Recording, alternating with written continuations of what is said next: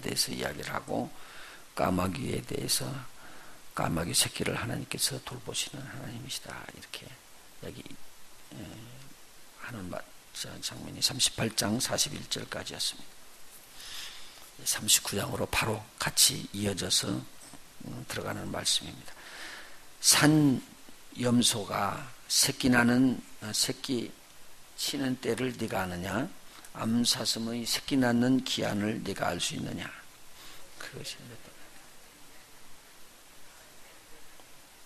그것들은 몸을 구부리고 새끼를 낳아 그 괴로움을 지내어 버리며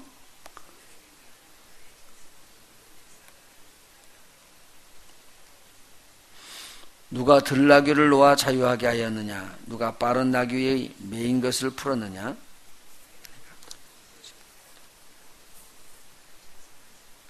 들나귀는 성읍의 찌꺼리는 것을 업신여기니 어가는 자의 지르는 소리가 그것에게 들리지 아니하며 들소가 어찌 즐겨 네게 복종하며 내 외양간에 머물겠느냐?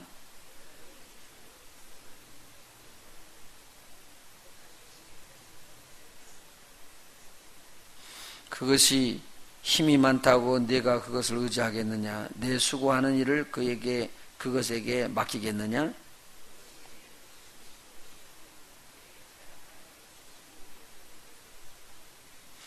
타조는 즐거이 그 날개를 친다마는 그 깃과 털이 인자를 베푸느냐? 발에 깨어질 것이나 들짐승에게 밟힐 것을 생각지 아니하고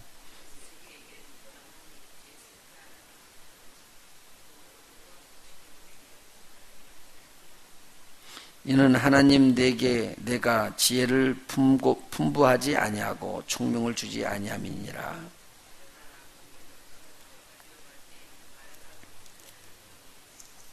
말의 힘을 내가 주었느냐? 그 목에 흩날리는 갈기를 네가 입혔느냐?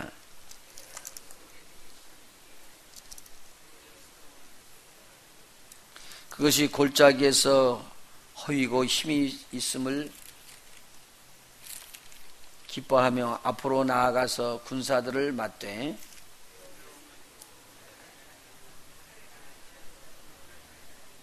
그 위에서는 전동과 빛난 작은 창과 큰 창이 쟁쟁하며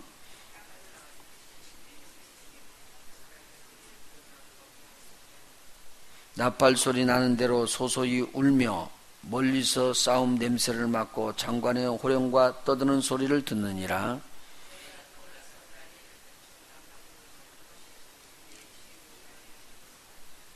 독수리가 공중에 떠서 높은 곳에 보금자리를 만드는 것이 어찌 네 명령을 의지함이냐?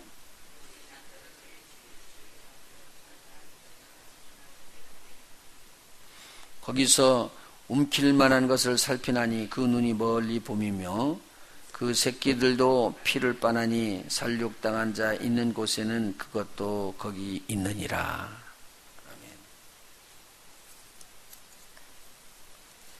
오늘은 하나님께서 욥에게 계속적으로 질문을 하는 형태로 이야기를 합니다. 내가 이런 것들은 아느냐? 내가 대장부처럼 허리를 묶고 와서 내가 지금 묻는 말에 대답을 해봐라. 그러면서 쭉 여러 가지 것을 지금 이야기를 했습니다. 그 중에서 지금 생태계에 대한 이야기를 하는 거예요. 네가 이걸 알겠느냐? 오늘 이제 그 중에서 나오는 중에 산에 있는 들짐승을 말하고 있는 거죠. 산 염소와 산에 있는 암사슴이 언제 새끼를 낳는 줄 내가 아느냐라고 묻고 있습니다. 여러분 아세요?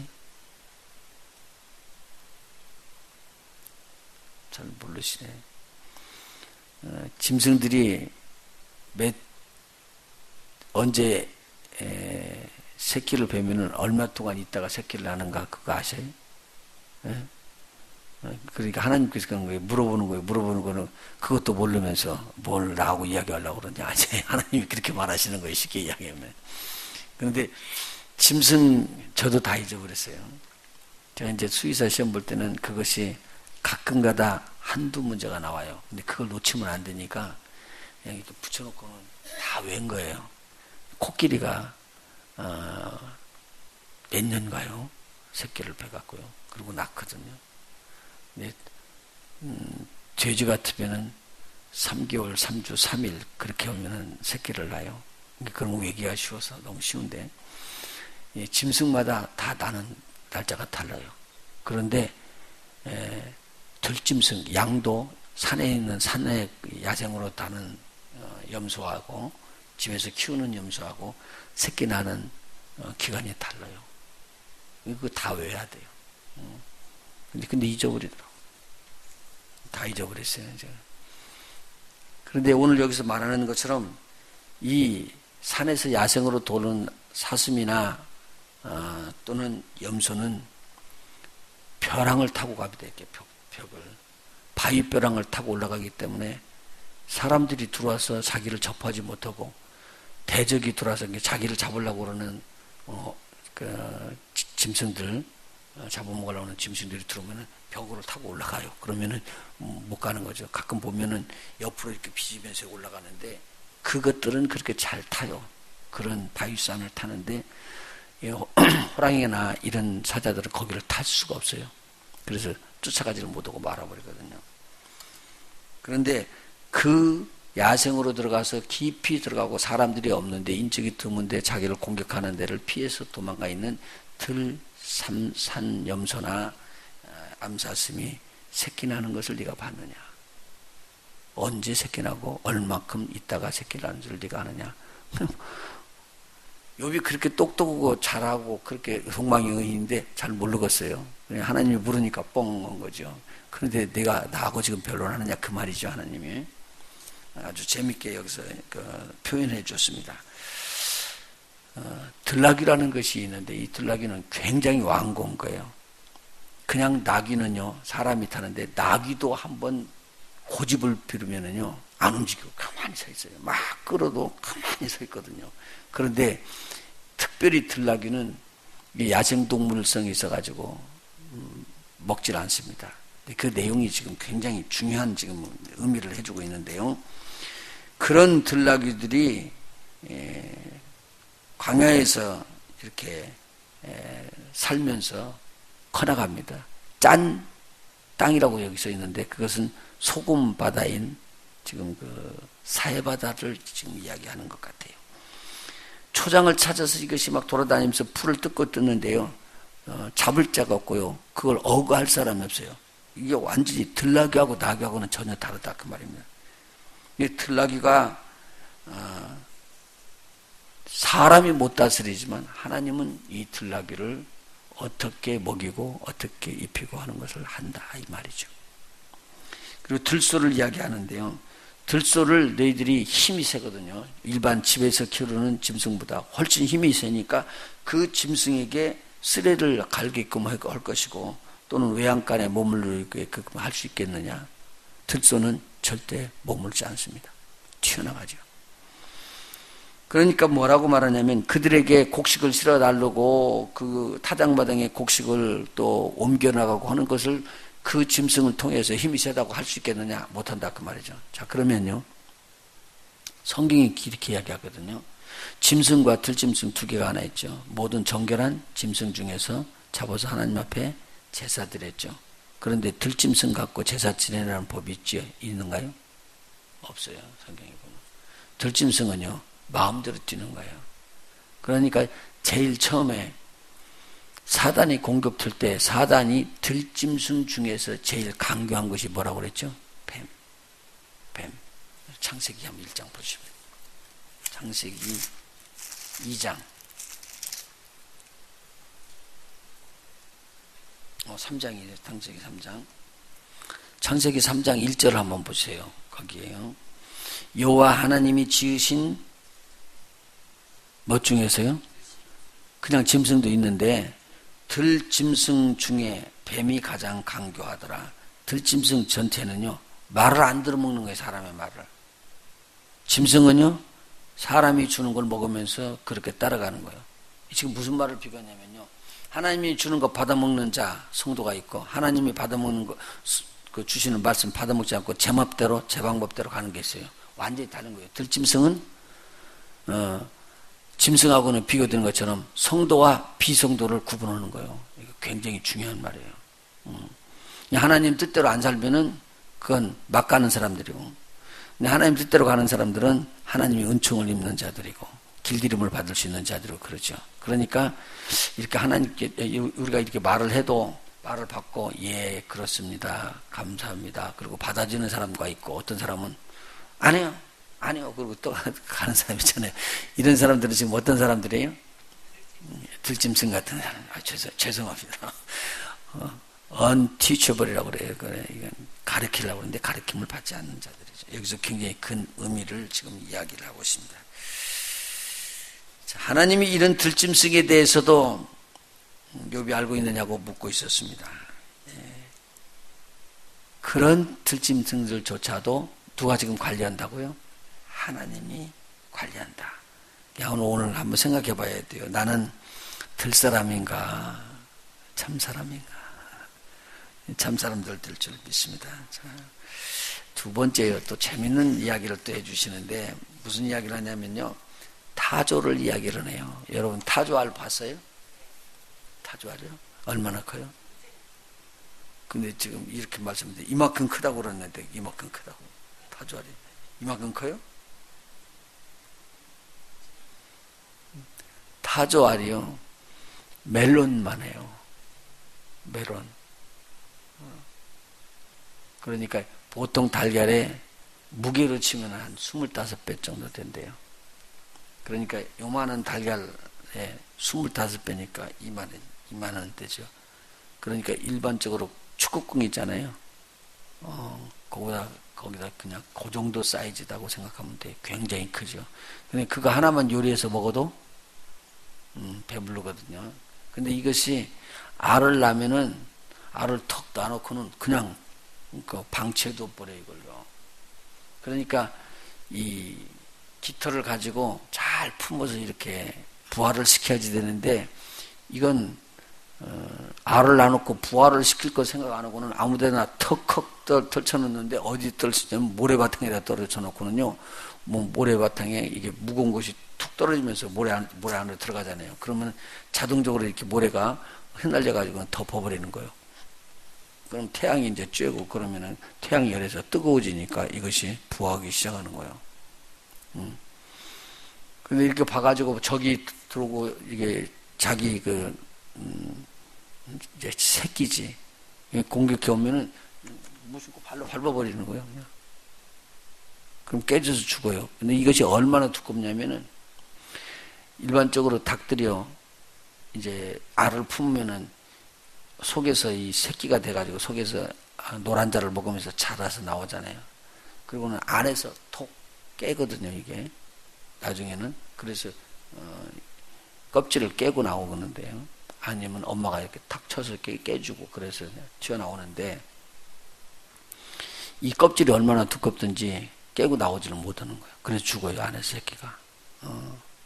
그렇게끔 타조가, 새끼 키우는 데는 아주 지혜가 없어요, 이게. 그냥 내방쳐 두고. 그리고 알을 낳으면은 띄엄띄엄 나는 게 아니라 한꺼번에 막 몰아서 나요, 이렇게. 그러니까 거기서 부화를 해서 나거든요. 그런데 낮에는 태양열로 뜨거워서 따뜻하게 온도를 맞추게끔 하고, 저녁 때쯤 되면 이 타조가 와갖고는 그때는 품어요. 근데 그 품는데 모든 타조가 다 품는 게 아니라 그 타조 중에서 제일 센 암수가 와서 붙는 거예요. 그래서 타조 알을 갖다가 나오는 거죠. 보통 큰 게 아니라 크니까. 그걸 이렇게 딱 끼면 달걀과 똑같은데 아주 굉장히 크다고 생각하면 돼요. 그거 다 먹기가 상당히 힘들죠. 이제 그런데 이 타조가 그렇게 자기 새끼를 아주 무정하게 다루지만 갑작스럽게 자기에게 무슨 일이 탁 들어닥쳐서 자기가 잡힐 일이 생기면은 그냥 튀는 데를 보면은요, 말이 따라오지를 못할 정도로 말 타고 타조를 잡으러 들어가면은 타조가 안 잡혀요. 그래서 타조를 잡으려고 하면은 세 개의 고랑이를 막 돌려가지고 탁 집어 던져서 다리를 묶어서 이렇게 쓰러치고 그런 걸 보잖아요. 그건 뭐냐면 이 달리는 걸로는 타조애가 굉장히 빨리 달린다는 거죠. 그러니까 자기를 위해서는 되게 빠른데 자식을 위해서는 달걀 새끼를 위해서는 전혀 관심이 없는, 이것은 왜 그러느냐? 하나님께서 그 사랑을 안 부어주고 그러한 마음을 부어주지 않고 지혜를 부어주지 않은 것이다 라고 이야기를 해요. 네가 아느냐? 이렇게 묻는 거예요. 제가 이렇게 모래바탕에다 집어 던져놓고 있는데도 그렇게 네가 알 수 있겠느냐라고 말하는 것입니다. 하나님이 지혜를 주지 않으면 그렇게 냉철합니다. 하나님께서 여러분과 저에게 하나님의 사랑도 붓고 하나님도 지혜를 부어서 2014년대는 하나님의 사랑이 또 넘치고 지혜가 넘치는 저희들이 됐으면 참 좋겠습니다. 하나님께서 우리 주시는 것 받아서 사는 거거든요. 지금 이야기하는 게 욥에게 너 아느냐 지금? 그들이 왜 지혜가 없는 줄 아느냐? 내가 그에게 지혜를 풍구하지 않았다. 주질 않았기 때문이다. 라고 이야기를 하고 있습니다. 자, 그러고 난 다음에 말에 대해서 이야기를 하는 겁니다. 말은요, 전쟁이 일어나게 되면요, 일반적으로 짐승들은요, 전쟁이 일어나면 숨어요. 그렇죠?